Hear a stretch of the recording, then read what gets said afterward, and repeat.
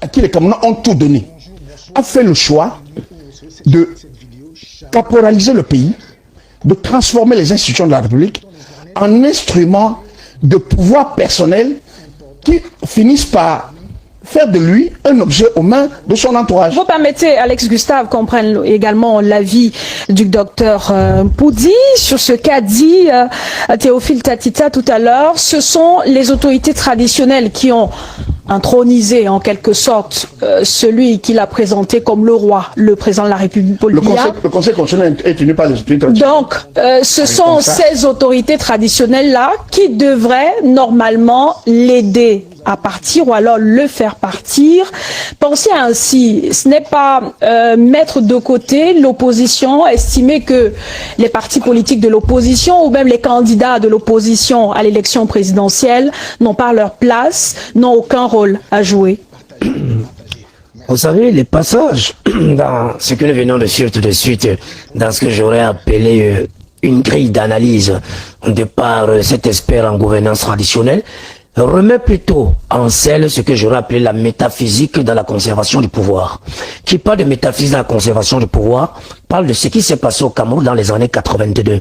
Je me souviens de la célèbre chanson Rigueur d'Engal et Jojo, où dans les strophes de sa chanson, ce dernier était en train de dire que le président Paul Biya prenait le pouvoir tel un messie. Parce que la dictature Aïdjo avait tellement sévi et avait tellement repoussé les UP6 au point où c'était le regain d'espoir. Alors le tour des régions du Cameroun qu'il eut à faire démontre à suffisance que partout où il est passé, dans chaque chefferie où il a pu entrer, il a reçu l'onction de cette chefferie-là. Ça, c'est l'analyse de l'expert en gouvernance traditionnelle. Et ça démontre encore à suffisance et ajoute de l'eau à son moulin. Lorsque les autorités traditionnelles sont venues au palais, il y a de cela 3 semaines. Certaines. Je préfère dire les autorités, pour le dire, ceux qui ne sont pas venus, la majorité de ces autorités nationales ayant assisté à ce balai au palais de la République, démontre encore que son analyse se focalise et se fonde sur une certaine métaphysique d'ordre spirituel pour dire que l'homme qui gouverne le Cameroun, au lieu d'être un homme comme tout homme, il est omniscient, omnipotent et régule son pouvoir tel un dieu. Voilà l'analyse de l'expert en gouvernance. Chez nous, au PURS, nous ne pensons pas cela. Nous disons tout simplement que, autant nous respectons la République, autant nous respectons les institutions de la République, autant nous demandons à tous les partis d'opposition, à tous les partis politiques du Cameroun, de regarder vers une direction, celle de faire la rupture. Pourquoi celle de faire la rupture? Comme mon leader l'a toujours dit, nous ne sommes pas en train de chercher la 3e présidence du Cameroun, non. Puisque les 2 premiers présidents du Cameroun n'ont qu'été un legs et un héritage colonial. C'était ce qu'on aurait appelé un système ojolationniste qui est venu, qui a sévi et qui a transcendé ce qu'on aurait appelé us et coutumes pour développer d'autres choses, telles que les philosophies ésotériques qui encadrent et balisent le pouvoir au Cameroun. Quelles sont ces philosophies exotériques? Nous les connaissons tous. Nous n'allons pas en déco, n'allons pas en démentir. Ça vit avec nous tous les jours. Ces gens qui sont dans ces philosophies savent pourquoi le président de la République ne peut pas s'en départir de son pouvoir.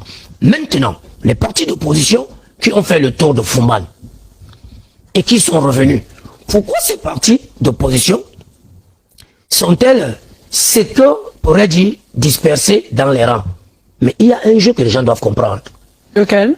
Le jeu d'ego. Le jeu d'ego. Qu'est-ce que c'est que le jeu d'ego? Moi, je vais vous dire, j'ai assisté à toutes les attractions. Après Fumban et Yaoundé, je suis allé même chez 2 hommes politiques sur les bases politiques.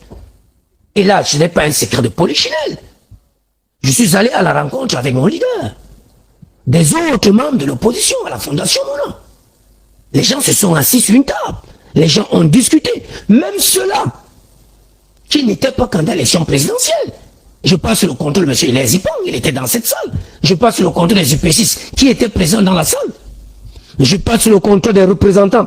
Avant que Mme Soga ne quitte le FSNC, elle était représentante de M. Issa Chiroma Bakari à la Fondation Moula. Je parle sur le contrôle.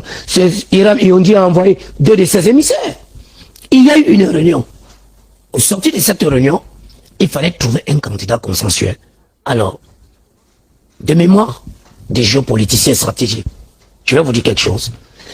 pour qu'il y ait un candidat consensuel, il faudrait que certains programmes se fondent dans les projets et les programmes politiques des autres. Il faudrait aller avec un programme pour se faire, qui doit se faire appliquer. Deux grands absents que tout le monde déplore aujourd'hui n'ont jamais voulu assister à cela, mais disent qu'ils sont tellement ouverts pour que d'autres viennent se fondre en eux. Qui sont ces absents?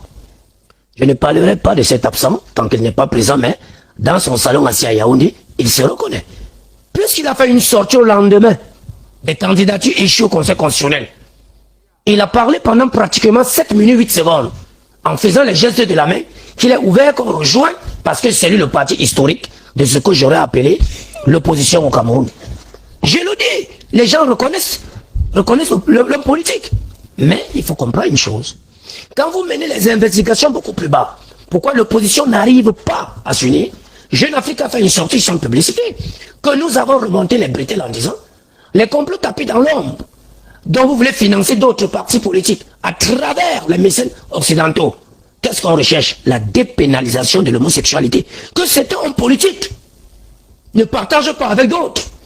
Et que parfois l'Union européenne et d'autres associations internationales demandent à certains hommes politiques de prendre pion sur eux la dépénalisation de l'homosexualité pour pouvoir avoir des subventions et aller aux élections. Ce que d'autres leaders d'opposition n'accepteront pas. Il faut aller plus loin dans les investigations. Il faut remarquer qu'il y a des partis politiques qui, au Cameroun, pour rien au monde, ne feront la coalition. Et je vais vous dire pourquoi. Parce que c'est des partis politiques qui sont à la solde de ce que ces partis tiennent de casserole auprès du gouvernement. Le gouvernement a facilité, à un moment ou l'autre, certains grands leaders de partis politiques en extirpant les dossiers, en leur retournant ou en les manifestant auprès des juridictions compétentes.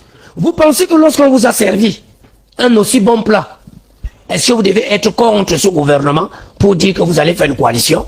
Non, il faut aller émietter. Donc, pour résumer ce que vous dites, docteur Poudi, 3 éléments freinent le projet de coalition: les égos des protagonistes, les complots enregistrant en dessous et les antécédents des participants. Intéressons-nous un peu à ces égos-là. Justement, il y a la sortie du chef supérieur d'Ebamenjou, Roland Tsapi, qui parle d'un groupe de 11. Quand il parle d'un groupe de 11, naturellement, on sait que il s'adresse aux 11 candidats de l'élection, les candidats de cette élection présidentielle du 12 octobre prochain. Est-ce qu'il leur demande, en français facile, de taire leurs égos? Parce que dans le message, il y a à la fois des menaces. Il dit à ces derniers qu'ils, s'ils n'arrivent pas à s'accorder, ils doivent s'attendre aux conséquences, des conséquences peut-être qui viendraient, ou alors des punitions qui viendraient des ancêtres, entre autres. Oui, disons que le chef Sokoudjou leur demande surtout de taire les égos.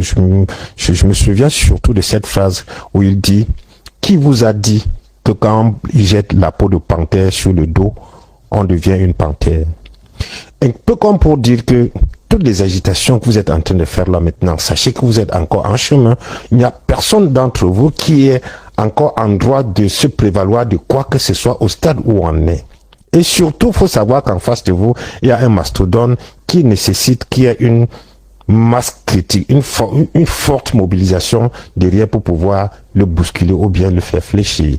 Et donc, en conséquence, trop de parlotte, ça ne va pas nous aider.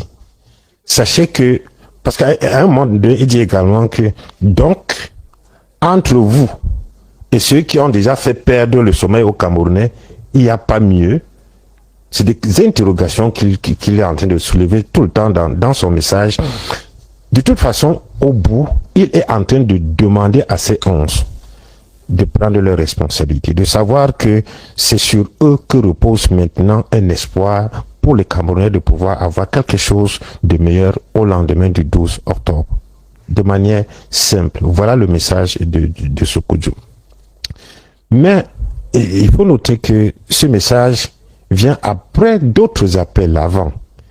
Et même avant, hier également, il y a eu un autre appel signé cette fois-là par des intellectuels, dont les Aman Mana, Jean-Pierre Bekolo, Alice Com et autres, qui, une fois de plus, un peu comme une lettre qui avait été écrite avant, qui s'adressait au Conseil constitutionnel, cette fois-là, une autre lettre qui s'adresse maintenant aux 11 candidats qui sont en face du président Paul Biya, qui leur rappelle une fois de plus la responsabilité qui est là. De toute façon, tout ça laisse croire que ce soit la classe traditionnelle, si on peut estimer que Sékou, lui, il représente de manière, je veux dire, sur le temps, quand même une génération de chefs traditionnels qui est restée un peu plus fidèle aux traditions, que ce soit la classe traditionnelle, que ce soit la classe intellectuelle, même comme beaucoup vont dire, voilà, c'est quelques-uns qui, mais tout le monde ne peut pas se mettre à signer une lettre.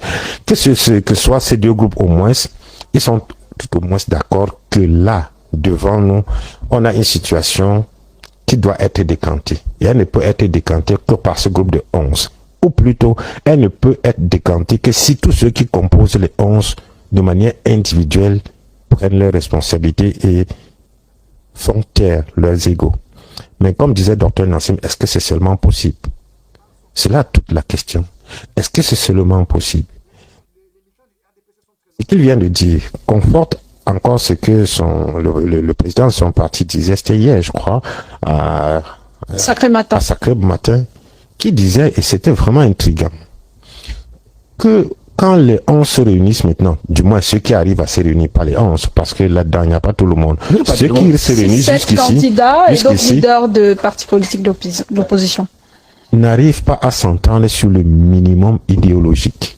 Et Serge Espoir Matomba disait, par exemple, que quand ils se réunissent, il y a certains candidats qui disent que l'Union européenne a dit que, les États-Unis ont dit que, et ça le fait tiquer. Il a cité qui comme exemple?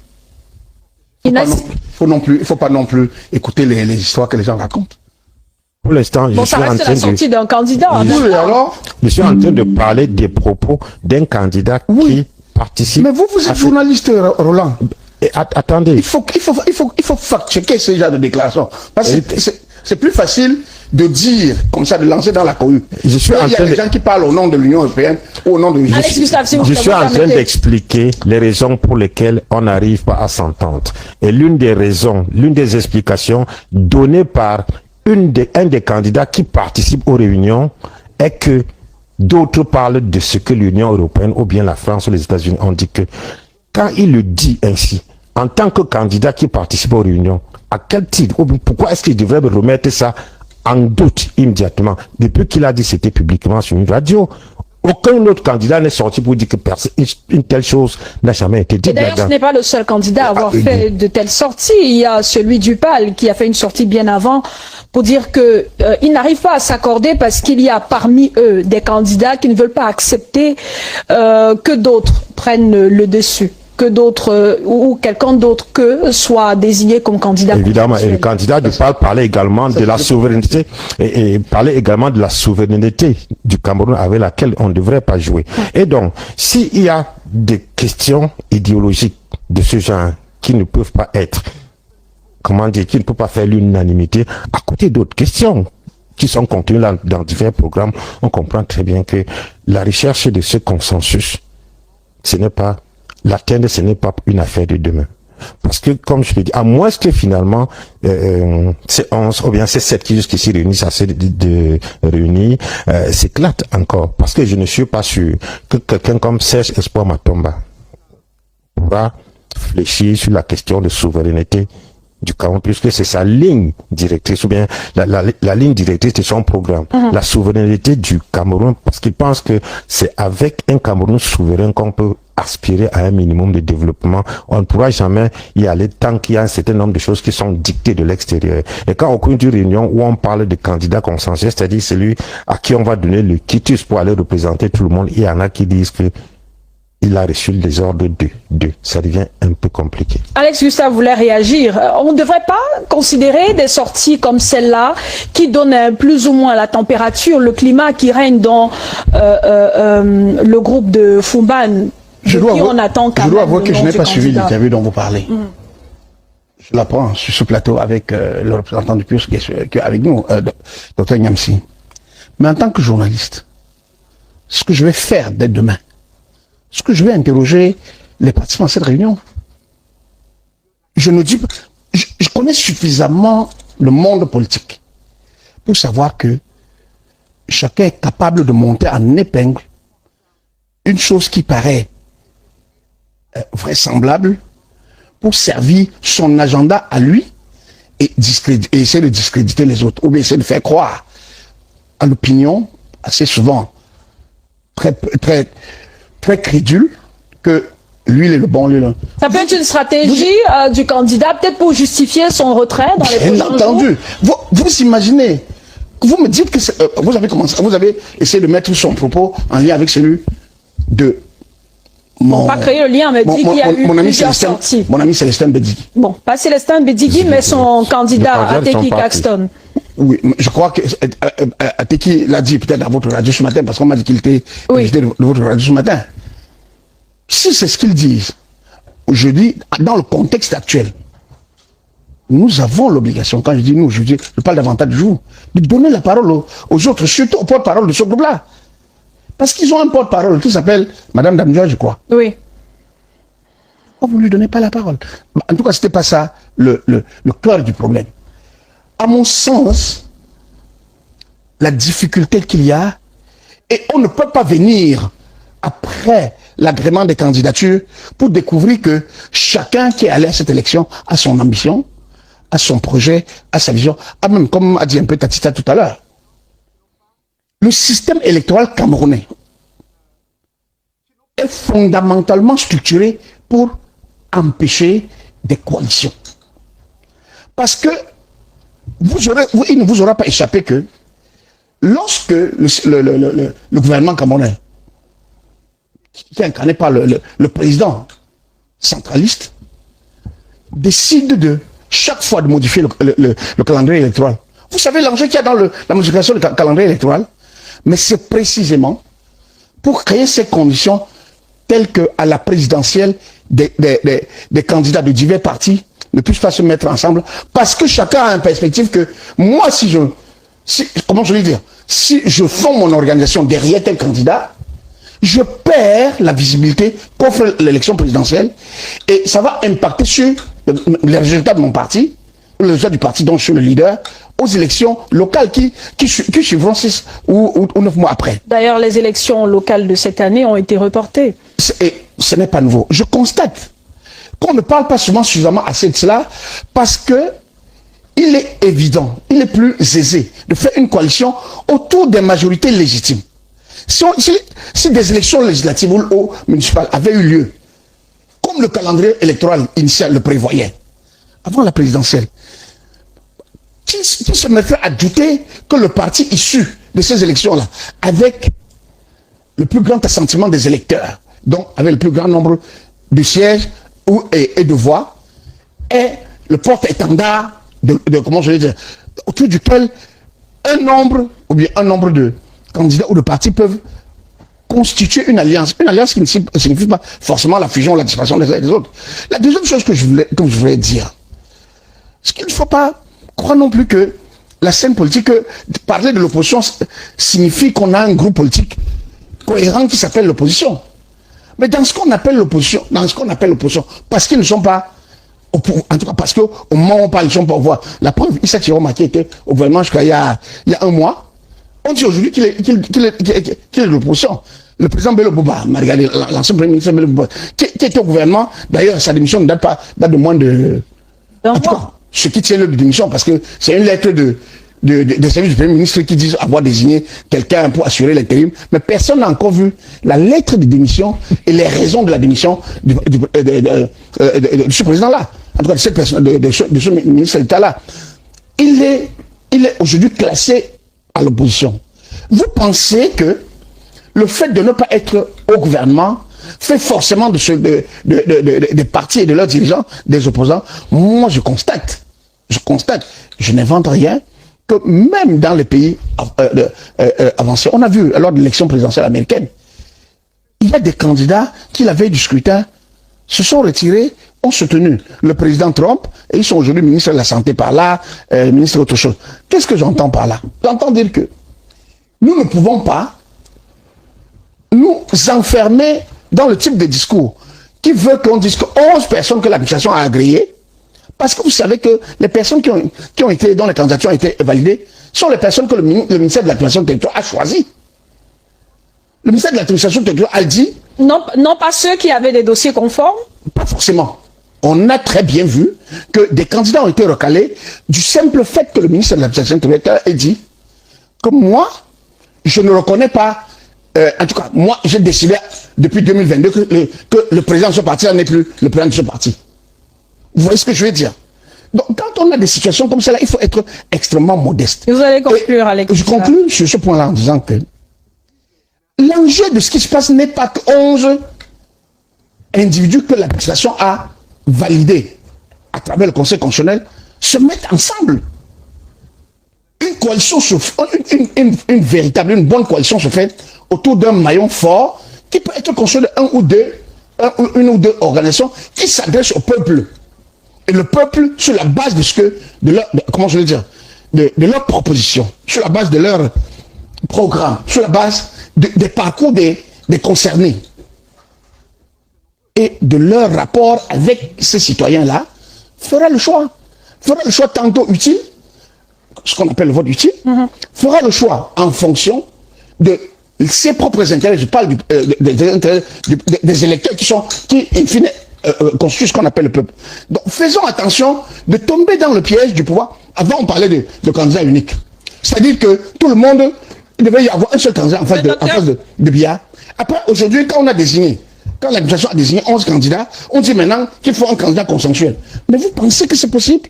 Non, moi j'attends une candidature forte qui va être, même s'il y a 11 candidats, les Camerounais rationnels savent qu'on votera, en tout cas moi, je sais que je voterai tel candidat parce que moi je l'ai voté. C'est noté, merci Alex Gustave. Le docteur Poudi voulait réagir tout à l'heure sur votre avis. Vous pensez que on ne devrait pas totalement considérer, on ne devrait pas considérer entièrement des sorties comme celle du candidat du PURS qui estime que il manque un peu de sincérité dans la démarche de certains membres du groupe de Fumban, entre guillemets, qui subissent des pressions externes. Madame Koulmayo, de mémoire de journaliste, je vais vous dire quelque chose. À un certain moment, la profession nous empêche de parler avec le cœur. La profession nous empêche de parler avec le cœur. La profession nous impose de parler avec la tête, la réflexion. De pousser la réflexion plus loin et de se dégargariser de ce qu'on aura appelé des replis. Vous comprenez? Nous aimons tous au Cameroun. Nous avions les us et les coutumes. Je vous donne un cas patent. Êtes-vous prêts pour la dépénalisation de l'homosexualité au Cameroun? Voilà une première question. Et vous savez qu'il y a des partis politiques au Cameroun qui ont cela comme un cheval de bataille pour cette dépénalisation. Voilà un premier problème. Si moi je suis un chef traditionnel et que je suis propriétaire d'un parti politique, j'adhère à un parti politique et que ce parti me parle de dépénalisation, quel est le regard que j'aurai envers ce parti politique dont j'ai aspiré? Le deuxième point, là où je parlais des bailleurs de fonds internationaux qui veulent faire du Cameroun ce que j'aurais appelé leur part de gâteau. Vous êtes au Cameroun, vous avez votre parti politique, vous n'avez pas de mariage territorial, vous n'avez pas d'ancrage territorial, vous n'avez aucun élu, sinon un élu dans votre circonscription intestin.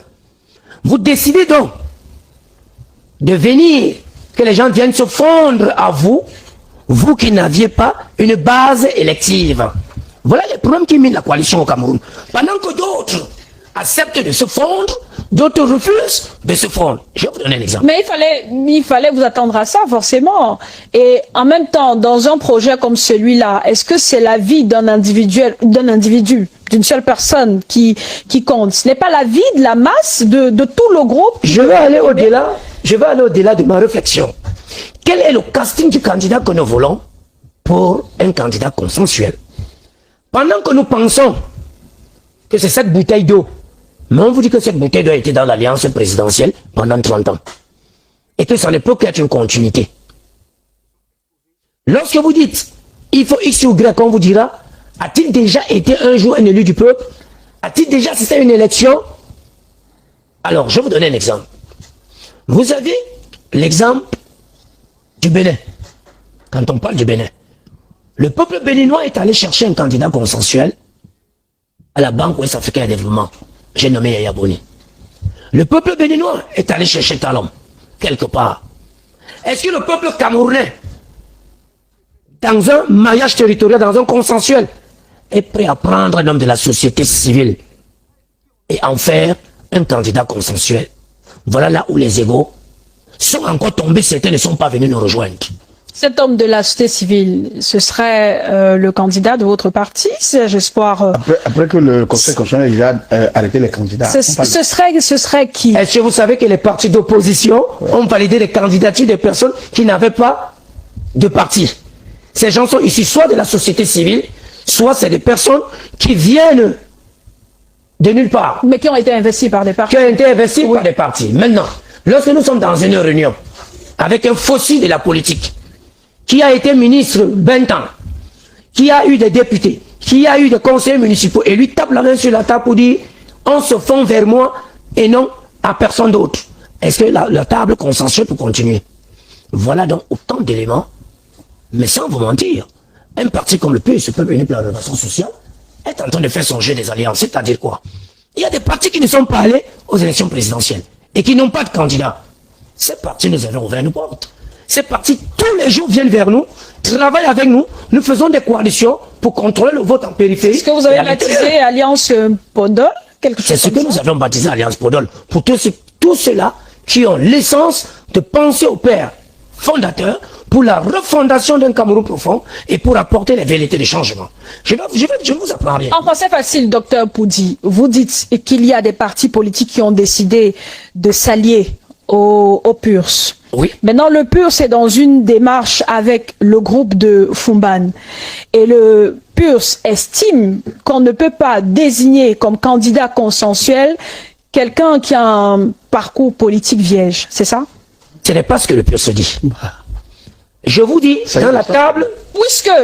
Puisque vous dites que dans le groupe de Fumban, il y a des candidats à l'élection présidentielle. Très bien.